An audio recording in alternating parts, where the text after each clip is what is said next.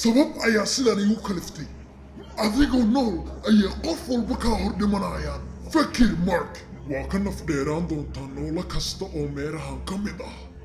waxaad arki doontaa qof kasta iyo wax kasta aad taqaan oo cara joogmay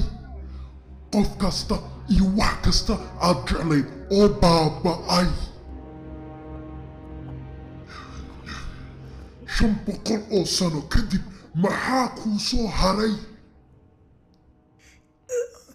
adiga adaa ii soo hagaysid